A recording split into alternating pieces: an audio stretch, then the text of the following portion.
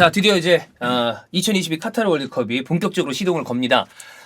A조부터 H조까지 8개 조를 조별리그 분석을 체크를 이제 할 텐데 저희가 경기 당일 전날쯤에는 조금 더 디테일한 이야기를 아마 드릴 수 있을 거예요. 네. 근데 그 전에 그래도 한번 싹 훑어는 봐야 되잖아요. 아, 그쵸. 뭐, 이거는 월드컵에 어떻게 보면, 그러니까 그냥 행사죠. 기본 수순이죠. 그러니까 우리가 어쨌든 축구업에 종사를 하고 있고. 그럼요. 월드컵이란, 물론 이제 뭐 챔피언스 리그 매년 열리는 아주 뭐 별들의 전쟁이 있고, 그리고 뭐 프리미어 리그, 우리 선수들도 많이 뛰고 있는. 그렇지만 이 세계인의 축제. 초대형 행사입니다. 네. 그리고 축구를 비교적 보지 않았던 사람들도 축구에 관심을 갖게 만드는. 그 주변에 아예 축구를 보지 않았던 분들도 저한테 이번에 누가 이길 것 같냐, 개최국은 잘하냐, 어떠냐 이런 얘기를 굉장히 많이 물어보세요. 네. 그래서 이 조별리그에 대한 컨텐츠는 혹시 축구를 평상시에 잘 즐기지 않고 우리 구독자분들 중에서도 리그 잘 안 보는 분들도 있어요. 아, 그렇죠. 리그 안 보고 국대 경기만 네. 보시는 분들도 있어요. 근데 월드컵은 보시기 때문에 그런 분들까지도 지금 A조부터 H조까지 이런 느낌으로 구성이 돼 있구나. 이 팀은 이렇게 베스트 11이고 감독은 누구고 이런 타입이구나. 네. 요거를 쭉 정리를 하기 위해서 저희가 통일된 구성으로 가도록 하겠습니다. 네. 먼저 A조고요. A조에는 개최국 카타르가 들어가 있고 네덜란드, 세네갈, 에콰도르 네. 이렇게 4개 나라가 있습니다. 총 이제 4팀으로 이제 구성이 돼 있는 네. A조고요. 그러니까 이 A조 같은 경우는 카타르 입장에서는 잘못 걸렸죠. 잘못 걸렸죠. 왜냐면 개최국인데 잘못 걸렸어. 자, 포트 1 카타르. 뭐 이거는 예. 개최국이니까, 개최국이니까. 포트 1이에요. 근데 이 포트에서 만나면 안 되는 네덜란드를 만났어요. 그러니까 이 포트에 지뢰가 몇 개 있어요. 네. 근데 그중 하나가 네덜란드였단 근데 말이야. 3포트를 봤다? 아유, 아프리카에 또 세네갈이 왔네, 여기. 3포트에서도 지뢰가 있는데 그 중에 또 하나 밟은 거고요. 그리고 4포트에서 에콰도르까지 합류를 했어요. 에콰도르도 사실 좀 껄끄러운 팀입니다. 네. 이 팀 에콰도르는 뭐 이따 설명하겠지만 얘네는 사실 홈에서 강하거든요. 왜냐면 그건 맞아요. 고지대예요. 그쵸. 여기 고지대라 여기는 웬만큼 축구 잘한다는 강국이 갔을 때도 고생하고 되게 합니다. 고전하는 예. 흐름이 많았습니다. 근데 어쨌든 이게 조가 구성됨에 있어서 카타르는 좋진 않아요, 상황이. 맞아요. 예, 좋진 않고요. 카타르는 지금 쭉 이번 뭐 예선 단계라든지 뭐 이 팀은 사실 월드컵 예선을 거치지 않았죠. 그래서 이제 평가전만 계속해서 좀 진행을 했었는데 아마 5백 형태로 나올 겁니다. 그러니까 완전히 후방 쪽에 무게감을 준. 기존은 백스리라고 봐야 될 거예요. 예. 이조의 기존은 이제 백스리로, 이 팀의 기존은 백스리로 봐야 되고, 카타르의 전술적인 포인트는 결국 점유율은 낮아요, 이 팀이. 대부분의 경기에서 50% 아래입니다. 50% 넘는 경기가 없고, 역습이 핵심 포인트가 될 건데, 이 팀이 어느 정도 롱볼에 대한 빌드업을 선호를 하다 보니까 되게 좀 다이렉트한 축구를 구사를 하는 팀입니다. 그러니까 이 카타르가 월드컵에서 좋은 성적을 내기 위해서는 이들이 지금 추구하고 있는 빠른 트랜지션, 수비에서 공격으로 옮겨질 때, 네. 그리고 공격에서 수비로 옮겨질 때 이 전환되는 형태가 잘 돌아가야 되고, 후방 라인을 보면 일단 센터백 3명, 백스리는 되게 넓게 벌려서요. 그러면서 윙백을 전진시키는데 공격 시에는 3-6-1 형태가 됩니다. 3-6 하나. 네, 그러니까 중앙 지역 내지는 이 앞 지역, 그러니까 순간적으로 전환을 통해서 역습으로 치고 나갈 때는 위쪽에 공격수를 상당히 많이 둬요. 네. 그러다 보니까 여기서는 뭐 이따 저희가 키플레이어를 언급할 아크람 아피프 같은 선수들이 이 선으로 내려오면서 머릿수를 채워주는 좀 그림이라고 보시면 될 것 같은데, 아피프가 상당히 좀 프리한 형태, 그러니까 프리롤식으로 동선을 가져가다 보니까 고정된 포지셔닝이라기보다는 1, 2선에 걸쳐서 활동 방향을 가져가지고 때로는 3선저까지 내려와서 볼백업, 특히나 이제 역습 상황에서는 이 선수가 천병 역할을 해주는 케이스가 굉장히 많거든요. 그리고 반대로 수비적으로 생각했을 때는 5-3-2 형태로 깊숙하게 내려앉으면서 다시 역습을 노린다. 결국 카타르는 이번 대회에서도 스피드 있는 역습이 가장 좋은 무기가 될 가능성이 높다라고 봐야 될 것 같습니다. 이거 경기를 쭉 보시면서 카타르한테 신경 쓸 거는 이 팀이 얼마나 내려앉아서 수비를 잘할 것인가. 그 다음에 공격으로 나갔을 때 조금 뒤에 설명한 키플레이어를 통해서 얼마나 빠르게 튀어나가서 역습을 할 수 있을 것인가. 그러니까 아피프는 외국 무대에 대한 경험이 좀 있는 선수예요. 네. 일단 유스 때도 세비야에서 잠깐 있었고 여기에 스포르팅 히온이나 비아레알 잘 풀리지는 않았습니다. 그래서 벨기에 뭐 웨펀 쪽도 잠깐 갔었는데 유럽 무대에서 이 선수가 성과를 냈느냐, 그렇다고 보긴 힘들어요. 근데 지금 카타르가 역습 위주의 이 빠른 트랜지션을 기조로 삼는다는 점에서는 아피프는 핵심 자원입니다. 잘 맞죠? 네, 스피드도 좀 빠르고, 이 클럽에서는 좌측 윙으로 출전하는 경우가 많은데 국가대표팀에서는 최전방에 배치되면서 약간 프리한 형태의 롤을 이 펠릭스 산체스 감독이 지금 부여를 하고 있어요. 이 선수가 국내 팬들한테 딱 인지도 넘겼었던 건 2019 아시안컵. 카타르가 이때 챔피언이 됐죠? 맞아요. 이때 아피프가 어시스트를 11개를 기록했습니다. 이게 아시아 대회라는 걸 감안해야 되겠지만 단기 대회에서 11개의 도움을 한다는 건 엄청난 활약을 하는 거죠. 물론 이제 뭐 한 경기에서 뭐 몇 개의 어시스트를 좀 기록하고 이런 모습도 있었지만 어쨌든 이게 얘기했잖아요. 단기 대회, 단일 토너먼트 대회에서 11개의 어시스트가 이건 그럼요. 대단한 거고요. 이 선수 자체가 볼 컨트롤도 상당히 좋고 전지성이 좋기 때문에 카타르의 역습에 있어서는 아주 필수적인 인물이고 프리킥이나 코너킥 같은 세트피스 상황에서 좋은 킥을 기대할 수 있어요. 그래서 지금의 아피프는 카타르 선수들 베스트 11이라든지 26명 전체에 쭉 줄 세웠을 때 단연 핵심적인 역할을 할 것이다. 이 펠릭스 산체스 감독이 96년도부터 06년도까지 바르셀로나 유스 아카데미 소속이었습니다. 예. 여기서부터 지도자 커리어를 시작을 했는데 그 이후를 좀 보면은 되게 카타르 축구에 몸담은 기간이 길어요.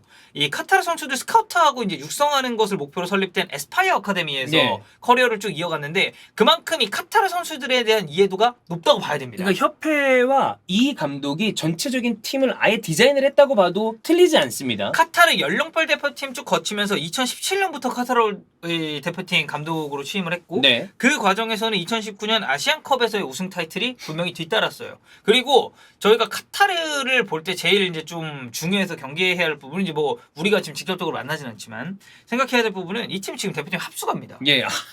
그러니까 이게 이러면 조직력이 굉장히 많이 올라간단 말이야. 그러니까 뭐 우리처럼 리그 일정을 중단하고 그런 합수는 까지는 아니에요. 아니었어요. 02년도처럼 그렇게 하진 않는데 대표팀 선수들은 계속 차출을 할 수가 있어요. 그래서 국내파로 26인 엔트리가 구성이 됐기 때문에 이런 조직력적인 측면에 있어서 어느 정도 강점이 있다고 봐야 됩니다. 근데 제가 최근에 이제 그 옐로 카드 찍을 때 옐카. 네, 옐카 KBS의 찍었을 옐카죠. 때 예. 카타르 대표팀 경기를 약간 보고 갔는데 저는 아직 조직력적으로 이 선수들이 완성됐다고 보기는 힘든 것 같아요. 이렇게 하고는 있으나 아무래도 전력적으로 봤을 때 카타르가 토너먼트에 올라간다거나 아니면 생각지 않은 이변을 낸다거나 이러기에는 솔직히 좀 쉽지 않다. 네, 저는 예. 그래서 카타르가 아까 얘기했죠. 포트2, 포트3 이런 그 권역에서 좀 만나면 안 될 팀들을 만난 게 카타르 입장에서 좀 그래요. 불운해요.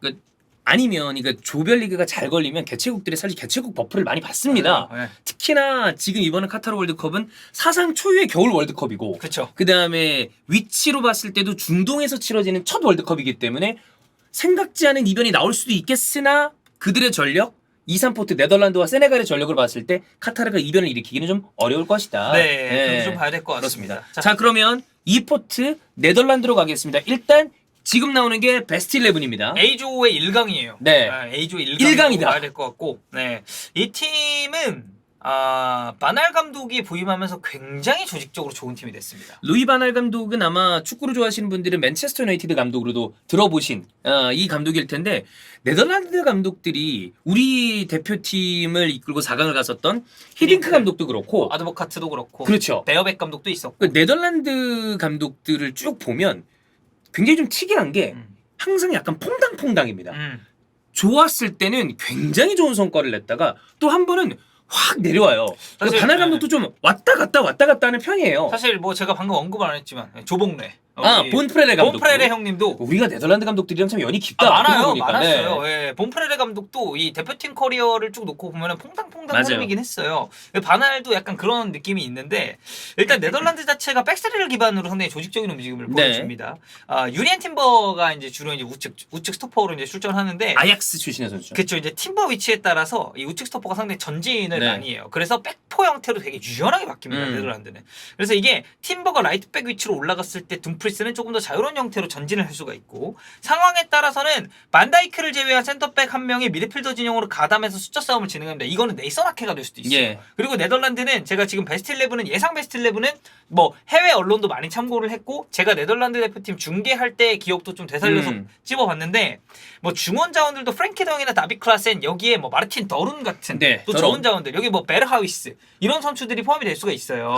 그 멤버가 좋다. 좋아요. 들어봐도 네. 그래서 수비 그리고 미드필더 진영에서 갖추는 조직력이 되게 끈끈합니다. 음. 네덜란드라는 팀이. 그래서 이 주전 골키퍼로 나올 것으로 예상되는 이 파스베어의 발밑이 상당히 좋기 때문에 빌드업 상황에서도 후방 지역 관여가 상당히 많이 된다. 근데 이제 그건 있습니다. 미드필더 라인도 그렇고 이 후방 수비 라인도 그렇고 좋아요. 네. 되게 조직적이고 능력 있는 선수들이 많은데 이에 비해서는 공격 라인의 무게감이 약간 좀 떨어지지 떨어진다. 않나. 예, 왜냐면 그건 있습니다. 전방 자원들이 상당히 유기적인 스위칭을 보여줄 수 있고 2, 3선까지 적극적인 관여를 해줄 수 있는 그러니까 전형적인 원톱 자원으로 볼 선수들이 많지는 않아요. 뭐 베오르스트 같은 자원들은 뭐 그렇게 생각을 할 수가 있겠지만 네. 근데 뭐 그 선수 자체가 요즘 보여주는 퍼포먼스가 엄청나게 뛰어나진 않기 때문에 그리고 완전 지금 뭐 네덜란드 대표팀의 주전이라고 볼 수 맞아요. 있어요. 그래서 뭐 데파이나 베르바인 그리고 여기에 뭐 코디 학포 같은 학포. 예, 이런 자원들이 출전을 하고 있고 뭐 중원을 놓고 봤을 때도 여기는 멤버 구성의 변화는 꽤 있을 거예요. 그리고 이 센터백 라인에서 전진을 해주면서 미드필더 숫자를 순간순간 채워주는 팀이 또 네덜란드이기 때문에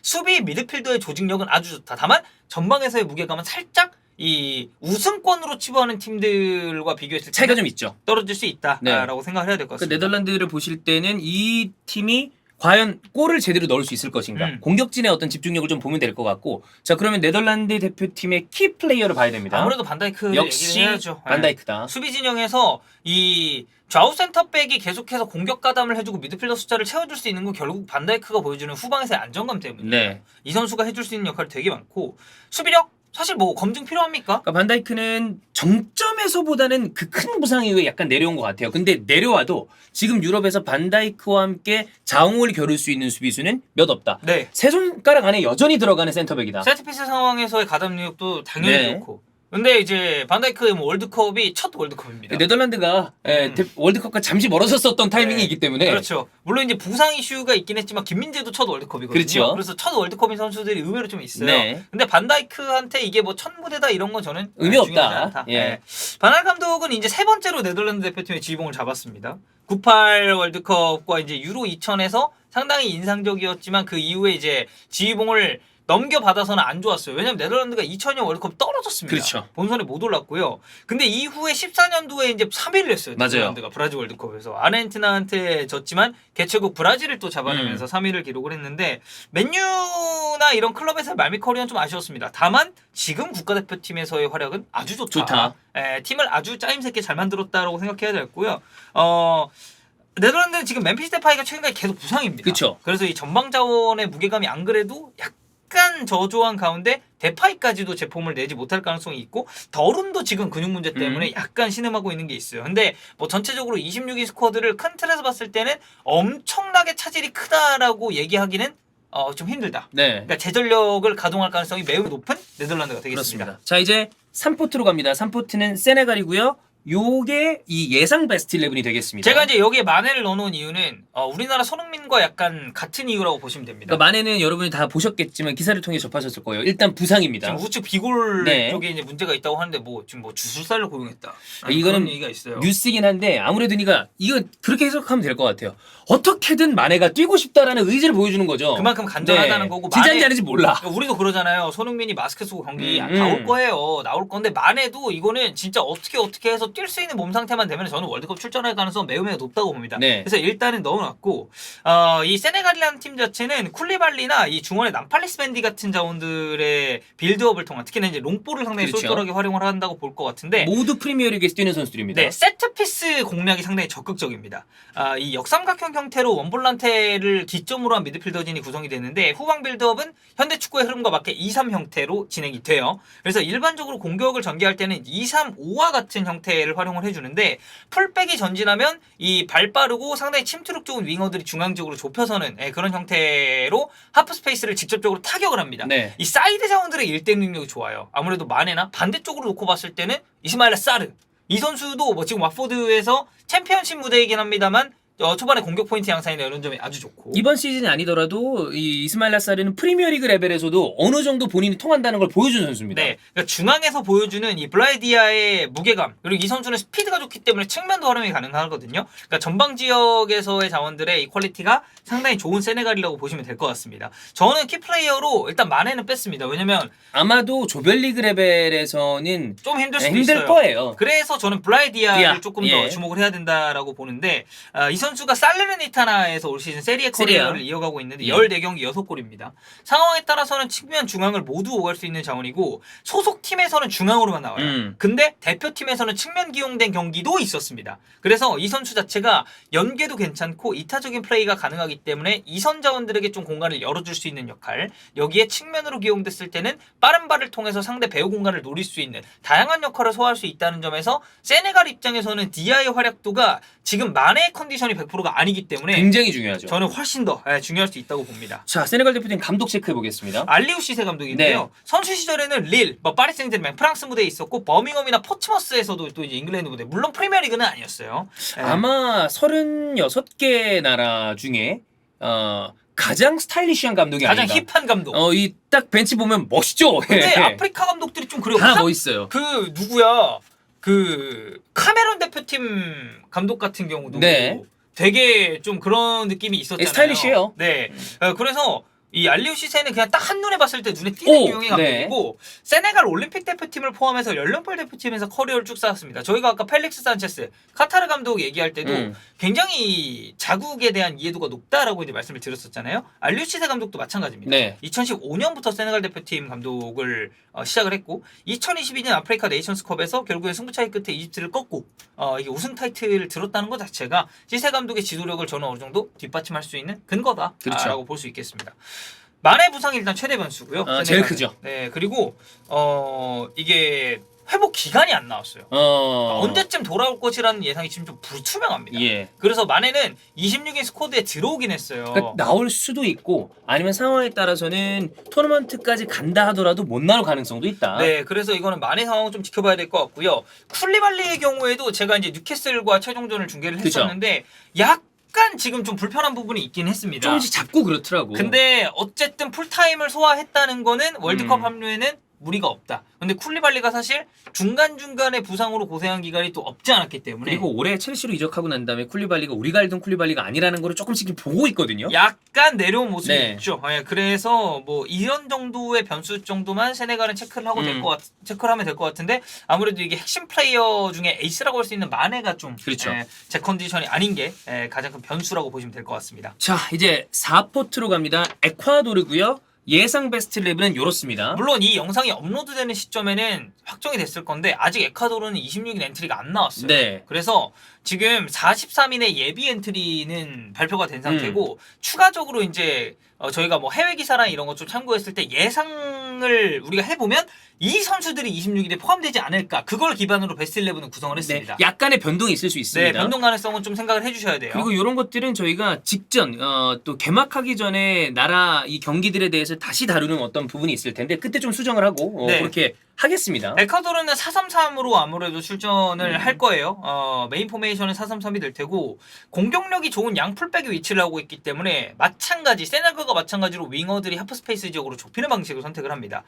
제가 지금 베스트 11에 넣어놓은 카를로스 그루에소 같은 이런 6번 롤 맞는 선수가 라볼피아나 이 두 센터백 사이로 내려오는 경우가 많아요. 빌드업 과정에서. 그러니까 수비 시에는 프레청 4-4-2로 전환을 하거나 10번 롤을 부여받는 선수를 기용할 때는 4-2-1-3과 같은 형태를 보이기도 해요. 이 공격이나 수비 시에 굉장히 많은 역할을 맡고 있는 카이세도를 우리는 제일 주목을 해봐야 될 필요가 있는데 공격 상황에서는 차단하고 볼 운반, 그러니까 운반책 역할을 할 수 있고 수비 상황에서는 백포라인을 보호하는 역할을 또 이 선수가 해줄 수가 있습니다. 결국 에콰도르 역시도 측면과 중앙 지역에 빠른 자원들이 많기 때문에 공격과 수비 간의 빠른 트랜지션은 전술적인 부분에서 봤을 때 굉장히 중요한 포인트가 될 수 있다라고 짚고 넘어가야 될 것 같습니다. 키플레이어는 앞서 언급해드렸었던 이 모이세스 카이세도. 굉장히 훌륭한 선수입니다. 브라이튼의 정말 살리꾼 역할을 맡고 있죠. 많은 분들이 이제 토트넘 하스퍼의 손흥민 선수의 어떤 그 동료 중에 하나인 비수마 이 선수가 브라이튼에서 토트넘을 이적하고 난 다음에 브라이튼의 중원은 누가 책임질 것인가 공백이 있지 않을 것인가 라는 얘기를 했지만 이 카이세도와 아르헨티나의 메갈리스터 두 선수가 어쩌면 더 좋은 플레이를 하고 있기 때문에 물론 이제 빌라한테 지긴 했지만 메갈리스터는 또 이제 골도 넣기로 했고 이제 아르헨티나의 소속으로 국적이에요. 뛰게 됩니다. 굉장히 좋은 플레이어 중에 하나가 카이세도입니다. 네, 그래서 브라이튼에서는 이 선수가 차지하는 그 역할군이 상당히 많은 게 일단 중원에서 활동량 기반으로 되게 터프하게 경합해주는 스타일이고요. 그렇죠. 아까 말씀드렸듯이 수비 시에는 이 선수가 백포라인 보호하는 이 홀딩 미드필더의 역할도 해주면서 압박 분산도 해줄 수가 있고 그리고 물론 이제 홀딩은 그루에소가 좀 나올 거예요. 근데 이제 이 옆에 카이세도가 조금 더 이걸 분산시켜주는 역할을 맡게 될 테고 공격 상황에서는 볼 탈취하고 쭉 전진할 수 있는 네. 좋은 전진성을 보여줄 수 있다는 점에서 카이스테도가 만약에 에콰도르 라인업에서 빠진다? 이거는 우리나라 뭐 손흥민만큼이나 저는 큰 타격이라고 봅니다. 예. 그만큼 키플레이어고요. 감독은 구스타보 알파로 감독인데 이 감독은 주로 남미에서 커리어를 쭉 이어왔어요. 2020년 8월 사실 에콰도르 대표팀 감독으로 부임한 지는 그렇게 오랜 시간이 지나진 않았습니다. 20년, 21년, 22년이니까 횟수로는 3년째입니다. 네, 이제 2년인데 네, 꽉 찬 2년. 왜냐면 앞서 언급했었던 뭐 펠릭스 산체스 그리고 바날 여기에 추가적으로 뭐 저희가 그 세네갈 대표팀 얘기했었던 시세 네. 이런 감독들보다는 부임 기간이 좀 짧아요. 그들이 좀 장기로 갔죠. 네, 그래서 이전까지는 보카 주니어스나 뭐 우라칸 같은 이런 남미 클럽에서 커리어를 쌓았었는데 보카 주니어스가 직전 클럽이었거든요. 근데 여기가 아르헨티나 슈퍼컵에서 우승을 하긴 했어요. 근데 리그에서는 3위로 이 보카 주니어스 입장에서는 조금 아쉬운. 왜냐면 보카 주니어스는 항상 우승을 바라보는 그렇죠. 클럽이기 때문에. 그래서 당시에 이제 현지 언론에서 나왔었던 비판은 명확한 게임 정체성이 없다. 이 부분에서 의구심은 좀 있었습니다. 네. 그러니까 어느 정도 비판을 받았었던 감독인데. 확실하게 본인들의 어떤 전술이나 색채가 좀 떨어진다는 얘기죠. 네, 그래서 에콰도르 근데 대표팀 이끌고는 어쨌든 카타르 월드컵 본선을 왔으니까. 남미의 선을 뚫었기 때문에 쉽지 않아요. 네, 이거는 아주 좋다고 보고 2009년에 이 감독이 사우디 알 아흘리에 활동한 이력이 있어요. 그래서 이때 사실 좀 비판받고 나가긴 했거든요. 예. 중동에 대한 경험이 중동 무대에 대한 건 조금 있네. 오래전이긴 예. 해요. 오래전이긴 한데 어쨌든 중동에 대한 그쵸. 이해도가 아예 없는 감독은 아니다. 없는 것보단 낫죠. 그렇죠. 예. 예. 그래서 물론 이제 카타르와 사우디 간에도 차이는 있겠지만 중동 무대에 대한 데이터가 좀 있다는 점은 참고를 할 만하고요. 말씀드렸듯이 아직 명단 발표가 안 됐습니다. 네. 26인 엔트리는 근데 어느 정도 윤곽은 드러났다라는 평가고 남미 예선에서 홈에서 아주 강했어요. 고지대의 이점을 기반으로 해서 승점을 아주 차곡차곡 잘 쌓았는데 이게 중립지역이라고 볼 수 있는 카타르에서는 이 선수들이 과연 그 홈에서 보여줬었던 만큼의 퍼포먼스를 낼 수 있느냐 이게 이제 좀 관건이라고 봐야겠죠. 그렇습니다. 자, A조를 쭉 훑어봤는데 어디가 16강을 갈까요? 아무래도 네덜란드 세네갈을 보는 게 저는 맞다고 봐요. 이게 지금 이렇게 봤을 때는 1강 2강으로 봐야 될 것 같은데. 2강으로 봐도 나쁘지 않을 것 같아요. 2강 1중 1약.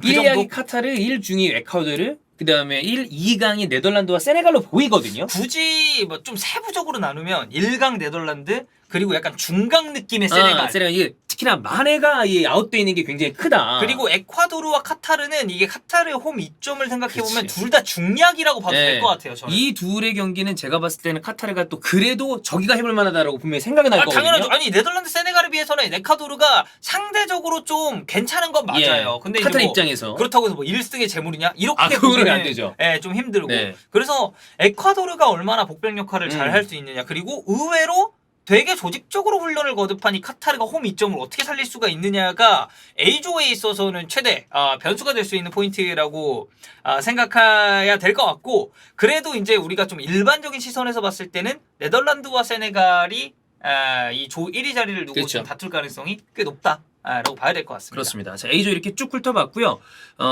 덕현이가 이제 KBS 해설위원으로 이번에 활동을 하는데 A조 경기도 당연히 있을 거 아니에요? 저 네덜란드 세네갈입니다. 딱이네. 네. 근데 이 격전 A조에서 가장 중요한 경기가 또 맞아요. 들어가기 때문에 네. 그것도 이제 KBS에서 덕현이 해설과 함께 즐겨주시면 되겠습니다.